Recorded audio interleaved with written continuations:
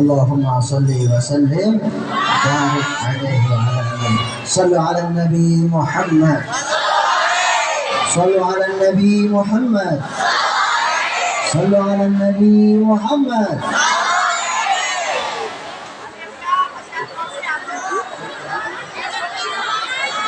Sebelum dimulai tolong duduk dulu ya. Kalau bisa duduk, yang di depan tolong duduk ya. Dan tolong jangan lempar sesuatu ya. Jangan lempar sesuatu, nggak boleh ya. Duduk ya. Sallu ala Nabi Muhammad. Hadirin dan hadirat yang dimuliakan oleh Allah Subhanahu wa taala, ini kalau dilihat acaranya PAUD RADTA SMK Ponpes, tapi yang hadir bapak-bapak ibu-ibu. Kirain saya anak-anak kecil, tapi nggak masalah. Hah? Pengen lihat Kian Santang? Nah, ini bukan Kian Santang. Kalau Kian Santang tadi terbang dari Jakarta ke sini, nggak naik mobil. Hadirin hadirat yang dimuliakan oleh Allah Subhanahu wa taala, alhamdulillah kita bersyukur kepada Allah Subhanahu wa taala yang telah memberikan nikmatnya kepada kita semua. Kita di sini lagi ngumpul di tempatnya orang-orang menuntut ilmu. Anak-anak kita masukkan ke dalam sekolah ataupun ponpes untuk menuntut ilmu. Baginda Rasul sallallahu alaihi wasallam bersabda, "Talabul ilm faridatun ala kulli muslim wa muslimatin." Menuntut ilmu itu wajib, kata baginda Rasulullah. Wajib bagi seorang muslim dan juga seorang muslimah. Maka anak-anak kita yang kita didik, yang kita ajarkan, yang kita masukkan ke dalam suatu lembaga untuk menuntut ilmu, disitulah ia mendapatkan sebuah kewajiban untuk menjadi orang yang berilmu. Apa sih keuntungannya orang belajar ilmu?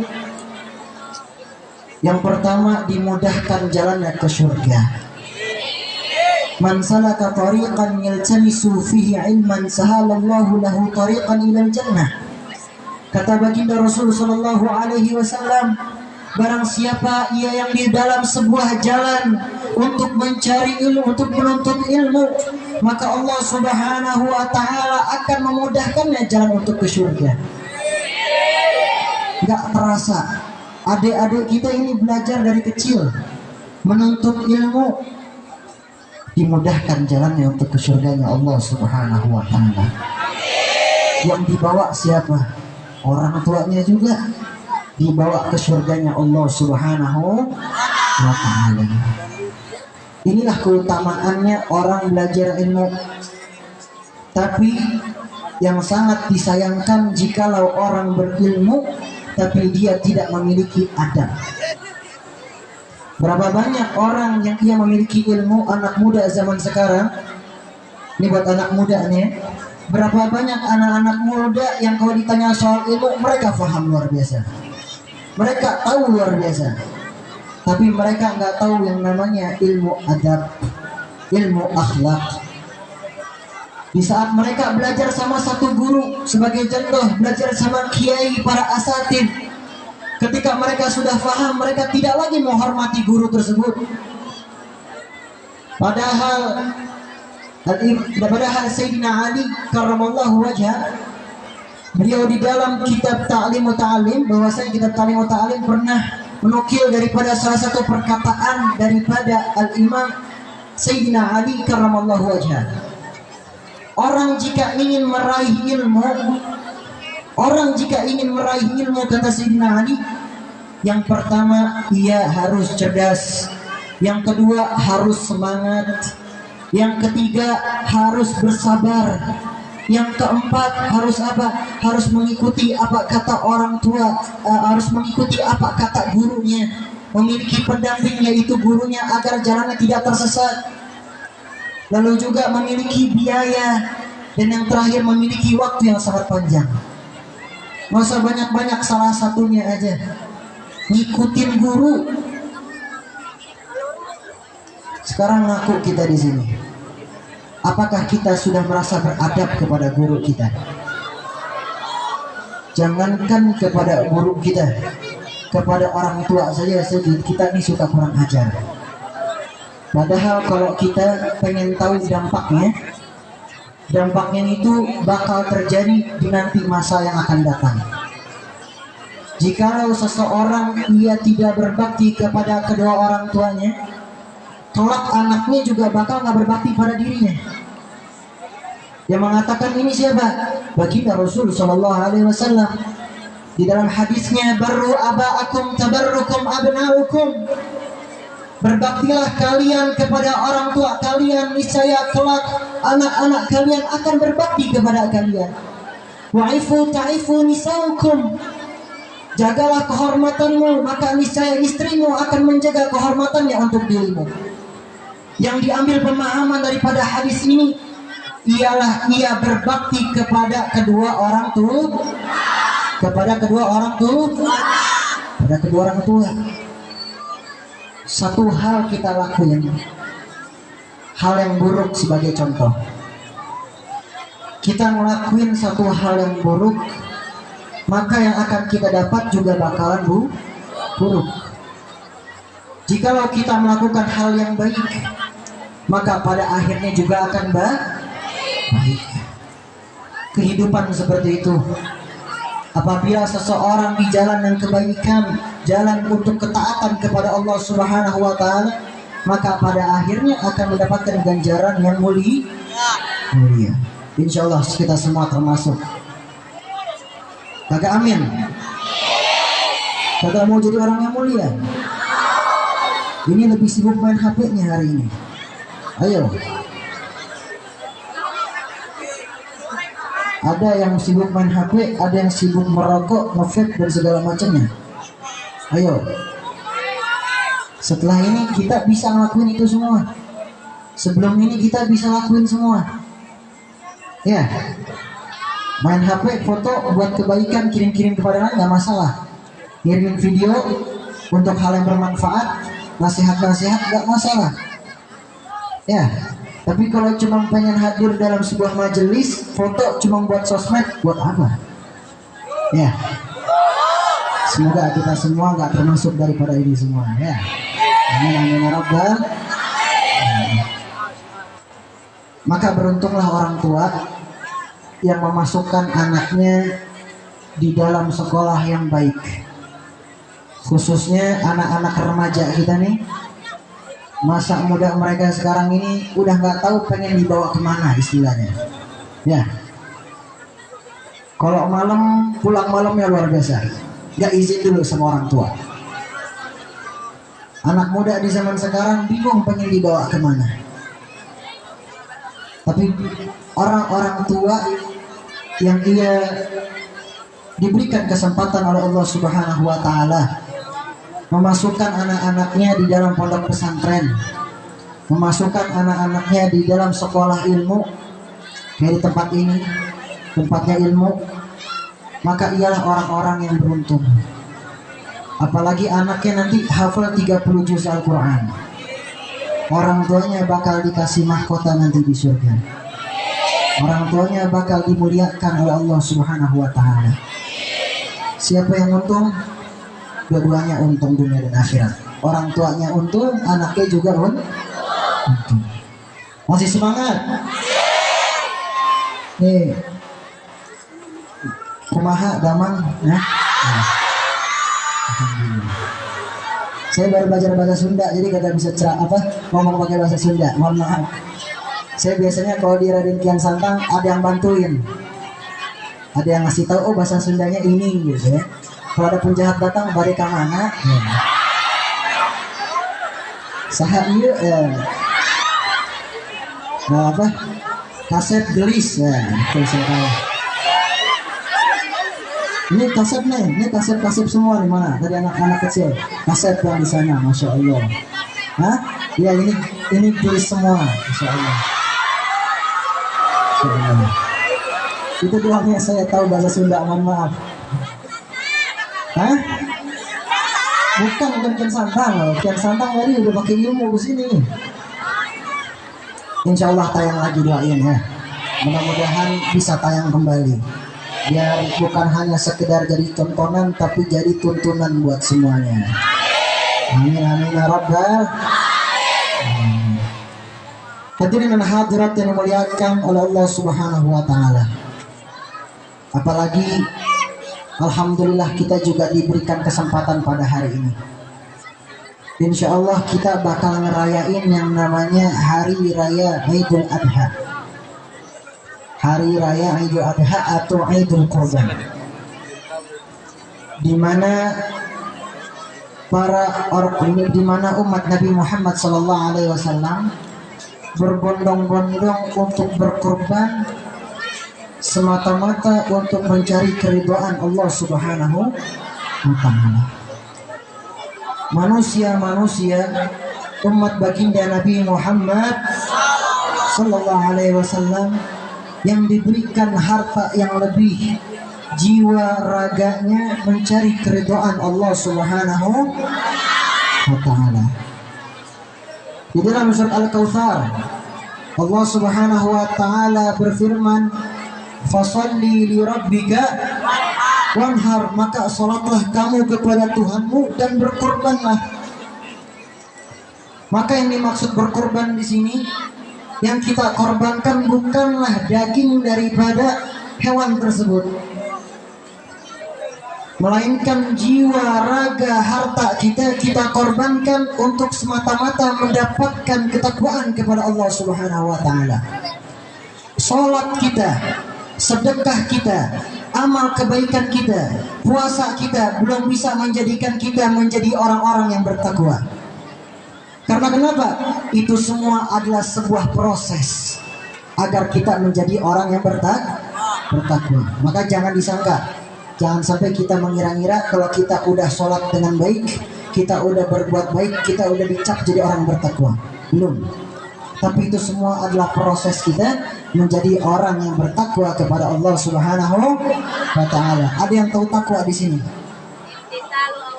Wah, ini masya Allah, tahu luar biasa. Anak ponpes. Ini karena lagi ramai, saya nggak kasih hadiah. Biasanya saya kasih hadiah kalau begini.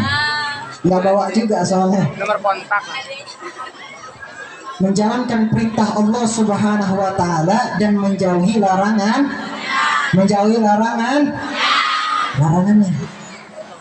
Imam Ghazali juga membagi takwa itu menjadi dua. Ada yang namanya takwa zahir dan takwa batin. Takwa zahir menjalankan perintah Allah Subhanahu wa taala sebagaimana mestinya, salat, berbuat kebaikan dan lain-lainnya yang terlihat. Sedangkan batin gimana? Selalu merasa diawasi oleh Allah Subhanahu, hatinya selalu bersyukur kepada Allah Subhanahu wa taala. Insyaallah kita semua termasuk dua ini ya. Saya nggak akan lama-lama. Saya pengen kasih fadilah lagi aja soal kurban. Biar diantara kita nih, kalau ada yang diberikan rezeki yang lebih untuk berkurban. Insya fadilahnya yang pertama, setiap bulu-bulu yang ada pada hewan yang akan kita kurbankan itu dihitung pahalanya, dihitung sebagaimana kebaikan untuk kita. Bayangin aja, kambing itu ribuan bulunya itu ribuan, betul. Sapi itu bulunya ada ribuan, onta juga banyak bulunya, kagak ada yang botak ya kalau hewan korban, pasti ada bulunya. Bayangin setiap helai bulunya itu menjadi kebaikan buat antum. Yang kedua, fadilahnya apa? Memperingati atau juga mengingat kembali sejarahnya Nabi kita Nabi Ibrahim alaihissalam dan Nabi Ismail alaihissalam. Dan sebenarnya kalau kita mengkaji bersama hikmah daripada peristiwa ini, Allah Subhanahu wa taala pengen muji Nabi Ibrahim, seorang ayah yang rela mengorbankan anaknya untuk Allah Subhanahu wa taala. Sebaliknya, anak yang ridho, ikhlas, taat, patuh, berbakti pada orang tuanya, ikhlas untuk dikorbankan untuk Allah Subhanahu wa taala. Patuh sama orang tuanya. Ini hikmah duanya bisa kita ambil. Dan masih banyak lagi hal yang bisa kita ambil dari berkorban. Insya Allah kita semua termasuk bisa berkorban. Kalau enggak di tahun ini, mudah-mudahan Allah kasih kita rezeki di tahun depannya laginya. Amin amin ya rabbal.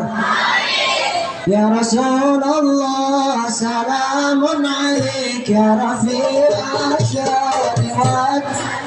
Ya Rasulullah, salamun alaik ya Rasulullah,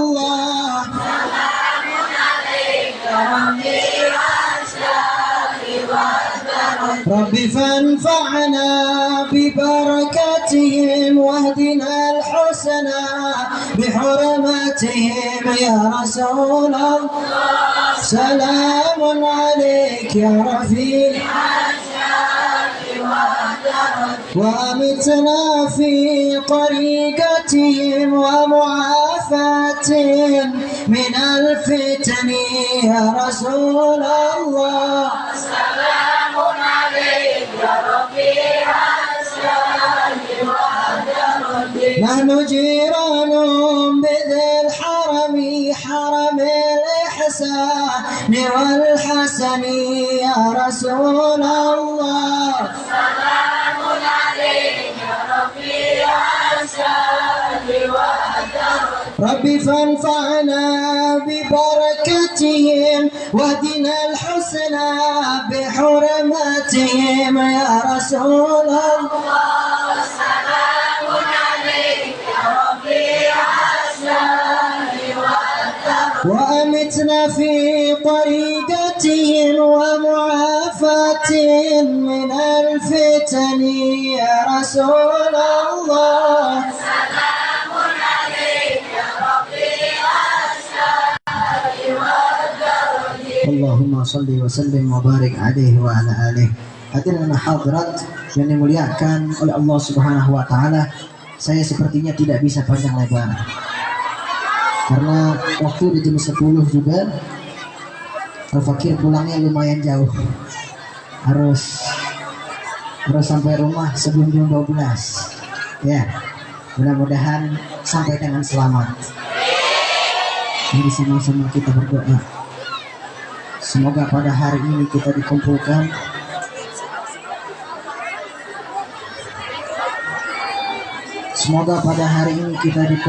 di sini mendapatkan ganjaran pahala dari Allah Subhanahu wa taala. Setiap tetesan-tetesan keringat yang kita keluarkan pada acara ini dihitung pahala oleh Allah Subhanahu wa taala. Ya Allah, matikanlah kami dalam keadaan husnul khatimah. Kumpulkanlah kami di yaumil akhir dengan Nabi kita Nabi Muhammad. Ya Allah, kumpulkanlah kami nanti di surganya Engkau bersama Nabi Muhammad. Jangan Engkau jadikan kami menjadi orang-orang yang tidak beribadah kepadamu ya Allah. Kuatkanlah badan kami, sehatkanlah badan kami, panjangkanlah umur kami agar selalu bisa beribadah kepadamu ya Allah. Ya Allah, jadikanlah perkumpulan ini menjadi perkumpulan orang-orang yang mulia. Jadikanlah orang-orang hadir pada acara ini diberikan kesempatan untuk berjumpa dengan Nabi Muhammad. Jadikanlah orang-orang yang berkumpul di acara ini nanti di yaumil akhir bisa memandang wajah indahnya baginda Nabi Muhammad. Jadikanlah kami orang-orang yang bisa mencium wangi harumnya baginda Nabi Muhammad. Jadikanlah kami orang-orang yang bisa dekat dengan baginda Nabi Muhammad nanti di yaumil akhir. Ya Allah, jadikanlah kami orang-orang yang tidak jauh dari orang-orang yang soleh. Janganlah Engkau jauhkan kami dari orang-orang yang tidak dekat dengan para aulia ya Allah. Jadikanlah kami orang-orang yang dekat dengan para ahlul baitnya Nabi Muhammad. Jadikanlah kami orang-orang yang insya Allah nanti di yaumil akhir berkumpul dengan teman-teman sesama muslim kami di surga Firdaus-Mu ya Allah. Ampunilah dosa-dosa kami ya Allah. Ampunilah dosa-dosa kami, dosa yang disengaja maupun tidak sengaja. Sepulang kami dari sini, bersihkanlah hati-hati kami. Jangan jadikanlah kami orang-orang yang pulang dalam keadaan hati yang kotor. Jadikanlah kami orang-orang yang nanti di yaumil akhir akan mendapatkan syafaat dari baginda Rasul sallallahu alaihi wasallam. Ya Allah, jadikanlah anak-anak kami menjadi anak yang soleh dan solehah. Berikanlah keberkahan kepada keluarga kami. Berikanlah keberkahan kepada teman-teman kami. Berikanlah keberkahan kepada saudara-saudara muslim kami yang lainnya. Berikanlah keberkahan kepada kampung ini. Makmurkanlah kampung ini. Berikanlah keberkahan kepada tempat-tempat menuntut ilmu seperti ini. Berkahilah pondok pesantrennya. Berkahilah sekolahnya. Berkahi juga orang-orang yang telah berjuang untuk membangun tempat-tempat yang mulia seperti ini. Rabbi fanfa'na bi barakatihim wahdina al-husna bi hurmatihim wa amitna fi tariqatihim wa mu'afatihim min al-fitani. Rabbi faj'al mujtama'na ghayatu husn al-khitami wa'tina ma qad sa'alna min ata'iyaka al-jisami walhamdulillahi rabbil alamin. Saya tidak bisa panjang lebar, hanya dapat al-fakir sampaikan. Sebelum saya tutup, saya boleh pantun nggak? Ini oleh-oleh dari Jakarta ini. Saya logatnya agak Betawi, karena kebetulan ayah saya tinggalnya dulu banyakkan di tempatnya orang Betawi. Jadi bahasanya orang Betawi. Nggak apa-apa ya? Burung irian, burung cendrawasih. Cukup sekian dan terima kasih. Burung dara, burung merpati. Burung betet, burung beo. Itulah nama-nama burung. Mau lagi ya? Mau lagi ya?